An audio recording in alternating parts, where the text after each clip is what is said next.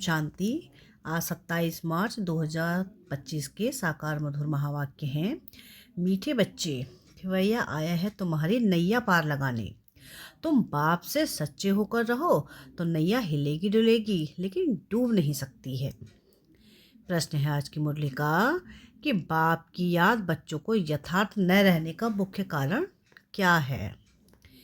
उत्तर है इसका कि साकार में आते आते भूल गए हैं कि हम आत्मा निराकार हैं और हमारा बाप भी निराकार है। साकार होने के कारण साकार की याद सहज आ जाती है।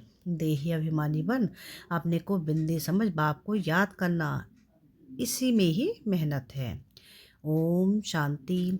शिव भगवान हुआ, इनका नाम तो शिव नहीं है ना, इनका नाम है ब्रह्मा और इन द्वारा बात करते हैं शिव भगवान हुआ। यह तो बहुत बार समझाया है कि कोई मनुष्य को या देवता को आत्मा सूक्ष्म वतनवासी ब्रह्मा विष्णु शंकर को भगवान नहीं कहा जाता। जिनका कोई आकार व साकार चित्र है उनको भगवान नहीं कह सकते। भगवान कहा ही जाता है बेहद के बाप को। भगवान कौन है यह कोई को भी पता नहीं। नेति नेति कहते हैं, अर्थात हम नहीं जानते। तुम्हारे में भी बहुत थोड़े हैं जो यथार्थ रीति जानते हैं। आत्मा कहती है, हे भगवान, अब आत्मा तो है बिंदी तो बाप भी बिंदी ही होगा। अब बाप बच्चों को बैठ समझाते हैं कि बाबा के पास कई ऐसे बच्चे हैं जो यह भी नहीं समझते हैं कि हम आत्मा कैसे बिंदी हैं। कोई तो अच्छी रीति समझते हैं, बाप को याद करते हैं। बेहद का बाप है सच्चा हीरा। हीरे को बहुत अच्छी डिब्बी में डाला जाता है। कोई के पास अच्छे हीरे होते हैं तो किसको दिखलाना हो तो सोने चांदी की डिब्बी में डाल फिर दिखाते हैं। हीरे को जौहरी ही जाने और कोई जान ना सके। झूठा हीरा दिखाएं तो भी किसको पता ना पड़े। ऐसे बहुत ठग जाते हैं। तो अब सच्चा बाप आया है, परंतु झूठे भी ऐसे ऐसे हैं जो मनुष्य को कुछ भी पता नहीं पड़ता। गाया भी जाता है, न सच की नाव हिले डुले पर डूबे नहीं, झूठ की नाव हिलती डुलती है नहीं है। इनको कितना हिलाने की करते हैं तो यहाँ इस नाव में बैठे हुए हैं वह भी हिलाने की कोशिश करते हैं। ट्रेटर गाए जाते हैं ना, वह अब तुम बच्चे जानते हो कि खिवैया बाप आया हुआ है, बागवान भी है। बाप ने समझाया है यह है कांटों का जंगल, सभी पतित है ना। कितना झूठ है। बच्चे बाप को विरला कोई जानता है। यहाँ वाले भी कोई पूरा नहीं जानते, पूरी पहचान नहीं, क्योंकि गुप्त है ना।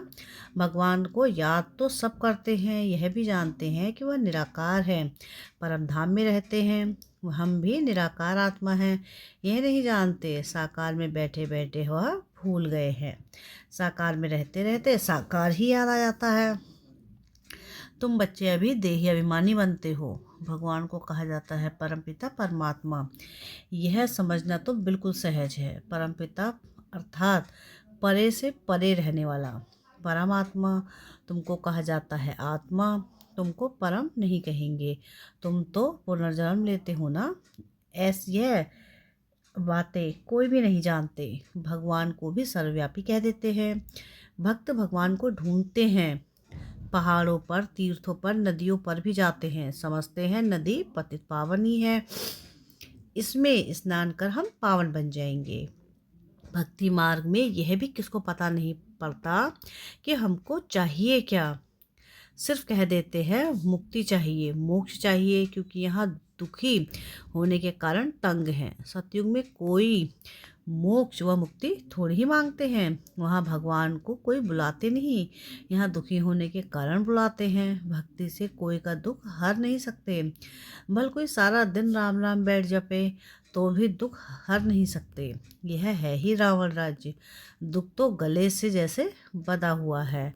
गाते भी है दुख में सिमरन सब करे, सुख में करे न कोई। इसका मतलब जरूर सुख था, अब दुख है। सुख था सतयुग में, दुख है अभी कलयुग में, इसलिए इसको कांटों का जंगल कहा जाता है। पहला नंबर है देह अभिमान का कांटा, फिर है काम का कांटा।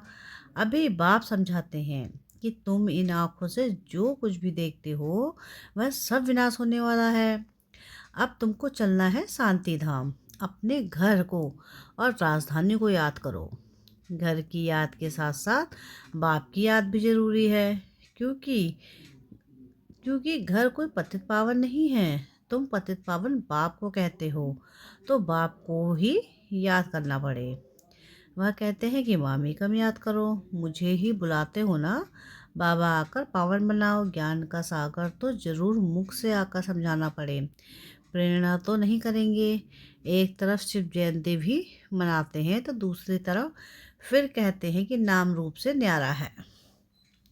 नाम रूप से न्यारी चीज़ तो कोई होती नहीं। फिर कह देते हैं ठिक्कर भित्तर सब में है। अनेक मत हैं, अनेक मत है ना। बाप समझाते हैं तुमको 5 विकारों रूपी रावण ने तुच्छ बुद्धि बना दिया है, इसलिए देवताओं के आगे जाकर नमस्ते करते हैं। कोई तो नास्तिक होते हैं, किसको भी मानते नहीं। यहाँ बाप के पास तो आते ही हैं ब्राह्मण, जिनको 5000 वर्ष पहले भी समझाया था। लिखा हुआ है कि परमपिता परमात्मा ब्रह्मा द्वारा स्थापना करते हैं तो ब्रह्मा की संतान ठहरे। प्रजापिता ब्रह्मा तो मशहूर है, जरूर ब्राह्मण ब्राह्मणियाँ भी होंगे। अभी तुम शूद्र धर्म से निकल ब्राह्मण धर्म में आए हो। वास्तव में हिंदू कहलाने वाले अपने असली धर्म को जानते नहीं हैं, इसलिए कभी किसको मानेंगे कभी किसको मानेंगे, बहुतों के पास जाते रहेंगे। क्रिश्चियन लोग कभी किसके पास जाएंगे नहीं। अभी तुम सिद्ध कर बतलाते हो। भगवान बाप कहते हैं मुझे याद करो। एक दिन अखबारों में भी पढ़ेगा कि भगवान कहते हैं मुझे याद करने से ही तुम पतित से पावन बन जाएंगे। जब विनाश नज़दीक होगा तब अखबारों द्वारा भी यह आवाज़ कानों पर पड़ेगा।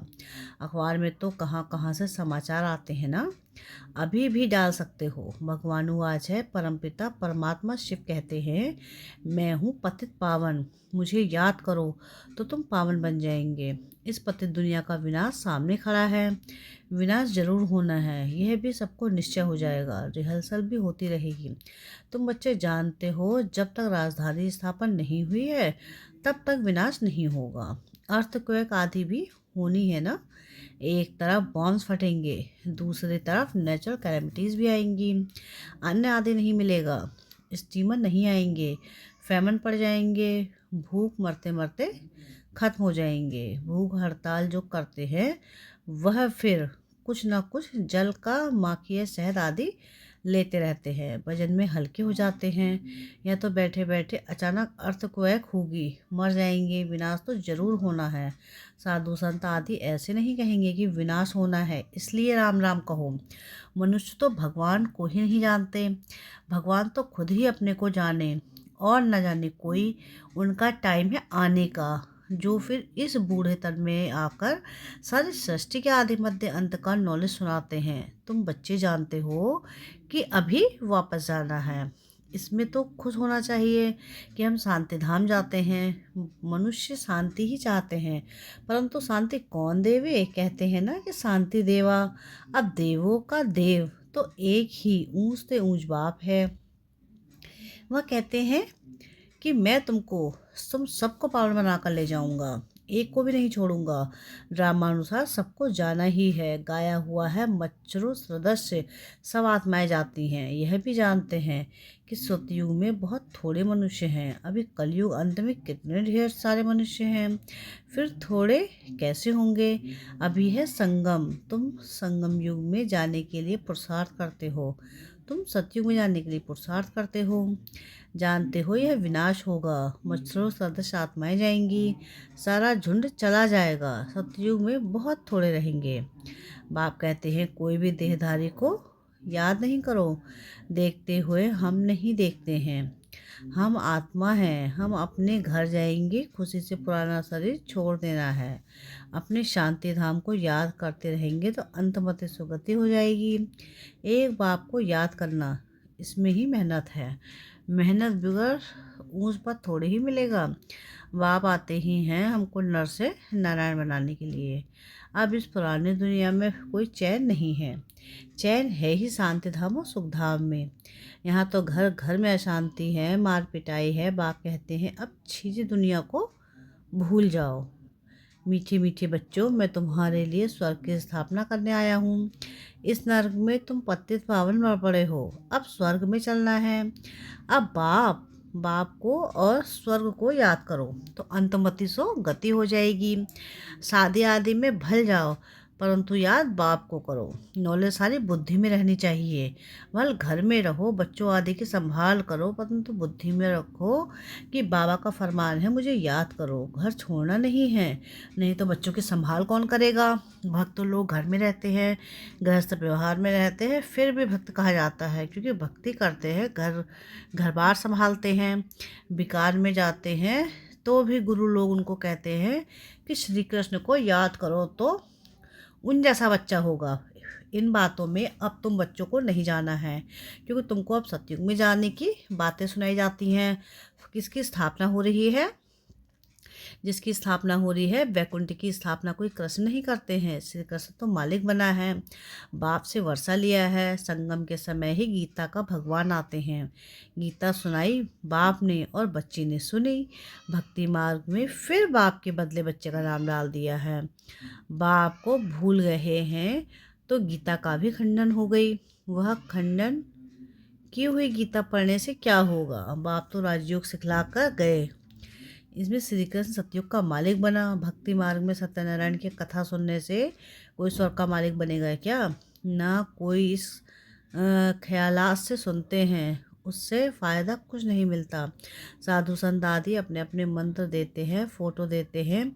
यहाँ पर कोई बात नहीं। दूसरे संतों में सत्संगों में जाएंगे तो कहेंगे फलाना स्वामी की कथा है। किसकी कथा? देवांत की कथा, गीता की कथा, भागवत की कथा। अभी तुम बच्चे जानते हो कि हमको पढ़ाने वाला कोई देहधारी नहीं है, न कोई शास्त्र आदि कुछ पढ़ा हुआ है। शिव बाबा कोई शास्त्र पढ़ा है क्या? पढ़ते हैं मनुष्य। शिव बाबा कहते हैं कि मैं गीता आदि कुछ पढ़ा हुआ नहीं हूँ। यह रथ जिसमें बैठा हूँ यह पढ़ा हुआ है, मैं नहीं पढ़ा हुआ हूँ। मेरे में तो सारे सृष्टि चक्र के आदि मध्य अंत का ज्ञान है। यह रोज गीता पढ़ता था। तोते मुआफिक कंठ कर लेते थे। जब बाप ने प्रवेश किया तो झट गीता छोड़ दी, क्योंकि बुद्धि में आ गया है कि यह तो शिव बाबा सुनाते हैं। बाप कहते हैं मैं तुमको स्वर्ग की बादशाही देता हूँ, तो अब पुरानी दुनिया से ममत्व मिटा दो, सिर्फ मामे कम याद करो। यह मेहनत करनी है। सच्चे आशिक को घड़ी घड़ी मासूक की याद ही आती रहती है, तो अब बाप की भी याद पक्की करनी चाहिए। पारलौकिक बाप कहते हैं कि बच्चे मुझे याद करो और स्वर्ग के वर्ष को याद करो। इसमें और कुछ भी आवाज़ करने, झांझ आदि बजाने की दरकार नहीं है।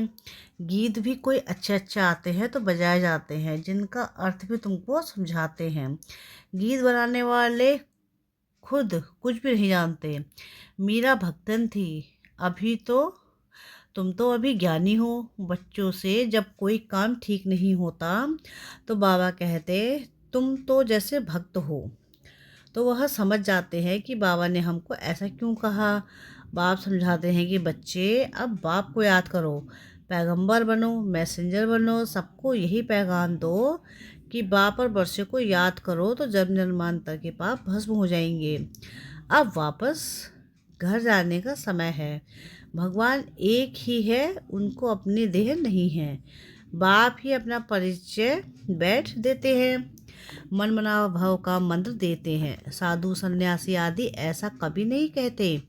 कहेंगे कि अब विनाश होना है, बाप को याद करो। बाप ही ब्राह्मण बच्चों को याद दिलाते हैं। याद से हेल्थ, पढ़ाई से वेल्थ मिलेगी। तुम काल पर जीत पाते हो। वहाँ कभी कभी अकाल मृत्यु नहीं होता। देवताओं ने काल पर विजय पाई हुई है। अच्छा, मीठे मीठे सिकलते बच्चों प्रति माता पिता बाप दादा का याद प्यार और गुड मॉर्निंग। रूहानी बाप की रूहानी बच्चों को नमस्ते। हम रूहानी बच्चों की रूहानी बाप दादा को याद प्यार, गुड मॉर्निंग और नमस्ते। शुक्रिया प्यारे बाबा, शुक्रिया। धारणा के लिए मुख्य सार है। सार की पहली पॉइंट है कि ऐसा कोई कर्म नहीं करना है जो बाप द्वारा भक्त का टाइटल मिले। पैगंबर बन सबको बाप और वर्षे को याद करने का पैगाम देना है। सेकंड है कि इस पुरानी दुनिया में कोई चैन नहीं है, यह अच्छी दुनिया है, इसे भूलते जाना है। घर की याद के साथ साथ पावन बनने के लिए बाप को भी जरूर याद करना है। वरदान है आज की मुरली का कि प्रवृत्ति में रहने वाले निरंतर योगी भव। निरंतर योगी बनने का सहज साधन है प्रवृत्ति में रहने पर वृत्ति में रहना। पर वृत्ति अर्थात आस्तिक रूप जो आत्मिक रूप में स्थित रहता है वह सदा न्यारा और बाप का प्यारा बन जाता है। कुछ भी करेगा लेकिन यह महसूस होगा कि जैसे काम नहीं किया लेकिन खेल किया। तो प्रवृत्ति में रहते आत्मिक रूप में रहने से सब खेल की तरह सहज अनुभव होगा। बंधन नहीं लगेगा, सिर्फ स्नेह और सहयोग के साथ शक्ति की एडिशन करो तो हाई जंप लगा लेंगे। स्लोगन है आज की मुरली का कि बुद्धि की महीनता अथवा आत्मा का हल्कापन ही ब्राह्मण जीवन की पर्सनालिटी है। अब व्यक्ति सारे हैं कि सत्यता और सभ्यता रूपी कल्चर को अपनाओ। हिम्मते शक्तियाँ मदद दे सर्वशक्तिमान। शेरनियाँ कभी किससे डरती नहीं हैं, निर्भय होती हैं। यह भी भय नहीं है कि नामालूम क्या होगा। सत्यता के शक्ति स्वरूप होकर नशे से बोलो, नशे से देखो हम ऑलमाइटी गवर्नमेंट के अनुसार हैं। इस स्मृति से अयथार्थ को यथार्थ में लाना, सत्य को प्रसिद्ध करना है, ना कि छिपाना है। लेकिन सत्यता के साथ बोल में मधुरता और सभ्यता आवश्यक है। अच्छा, ओम शांति।